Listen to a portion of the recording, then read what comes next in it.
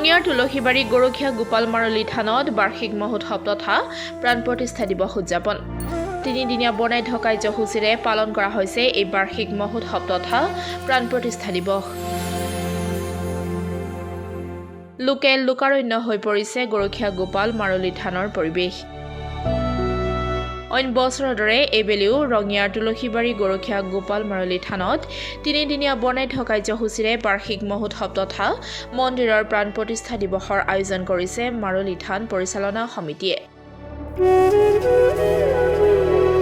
প্ৰতি বছৰে ৰঙিয়াৰ বিভিন্ন প্ৰান্তৰ পৰা ভক্তপ্ৰাণ ৰাইজে আহি চাকি বন্তি ধূপ ধূনা জ্বলোৱা পৰিলক্ষিত হয় এই গোপাল মাৰলী থানত। লোকবিশ্বাস ইয়াত দৰ্শন হোৱাৰ পৰা ভক্তসকলৰ সকলো ধৰণৰ মনৰ বাঞ্ছা পূৰ্ণ হৈ আহিছে।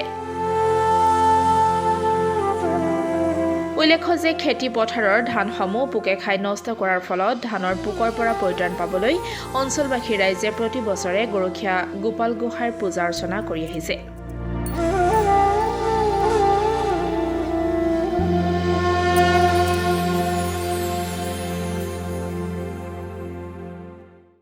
শ্ৰী শ্ৰী গোপাল গৰখীয়া মাৰলী থানৰ প্ৰাণ প্ৰতিষ্ঠা আৰু বাৰ্ষিক মহোৎসৱখন আমি আয়োজন কৰিছোঁ। গতিকে ইতিমধ্যে আমাৰ লাখ লাখ ভক্তই ভোগ গ্ৰহণ কৰিলে আৰু ভক্তৰ সমাগম আপোনালোকে দেখিছেই। আকৌ ভক্তবিলাক আহি আছে। বিভিন্ন ধৰণৰ ৰাজনৈতিক মহলৰ হওক আমাৰ যিখিনি আছে মানুহ সেইখিনিও আহি আছে আৰু মিনিমাম আমাৰ 30,000 ভক্তৰ আমাৰ সমাগম হ'ব ইয়াতে। গতিকে আৰু অহাকালিও আমাৰ এই অনুষ্ঠানতে নাগাৰা নাম পৰিৱেশন আছে। সমূহ ভক্তপ্ৰাণ ৰাইজক আমি উপস্থিতি আমি আন্তৰিকতাৰে কামনা কৰিছোঁ।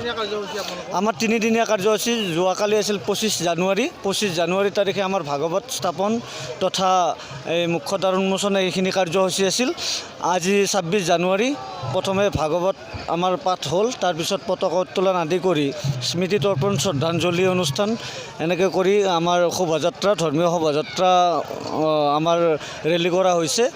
আৰু তাৰপিছতে আমাৰ এতিয়া ভোগক্ষেত্ৰ আমি 11 বজাৰ লগে লগে আমি ভোগক্ষেত্ৰৰ মুখ্য দ্বাৰ উন্মোচন কৰিছোঁ। তাৰপিছতে ইতিমধ্যে লক্ষাধিক ভকতে ভোগ গ্ৰহণ কৰিলে খিচাৰি ভোগ।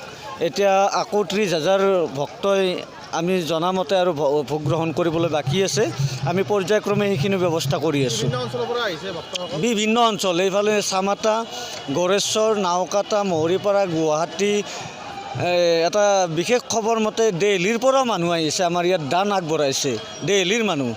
গতিকে আমাৰ প্ৰবাদ মতে এই অনুষ্ঠানটোৰ এটা মহৎ হেৰি আছে, যি মানস কৰে ভগৱানৰ ওচৰত, মাৰলী থানৰ গোপালৰ ওচৰত যি মানস কৰে সেই মতে ফল পায়। সেইকাৰণে হয়তো এই ভক্তৰ আগমন হৈছে।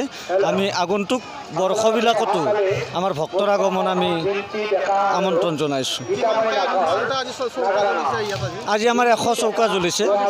100 চৌকাত 100 ৰান্ধনি আৰু 200টা আমি সহায়কাৰী ৰাখিছোঁ। টোটেল 300 মানুহে ভোগ বনাই আছে। আকৌ ভোগ বিতৰণ কৰাৰ আমাৰ যিখিনি কাৰবাৰী আমি সংখ্যা হিচাপত ক'ব নোৱাৰিম, মিনিমাম 400 ভক্তই ভোগ বিতৰণ কৰিছে। কোনে ভোগ বিতৰণ কৰিছে আমিও নাজানো। ভক্তৰ এনেকুৱা এটা তাৰমানে ফল পাইছে, তাৰমানে কি নিজে ভোগ বিলাই আছে। কোনে ভোগ বিলাইছে আমিও নিজে নাজানো। এইটো গৰখীয়া গোপালৰ মাহাত্ম্য বুলি আমি অনুভৱ কৰিছোঁ। এতিয়া মোটামুটি লক্ষাধিক ভক্তই ভোগ গ্ৰহণ কৰিলে আৰু 30,000 মান মানুহে ভোগ গ্ৰহণ কৰিব আছে।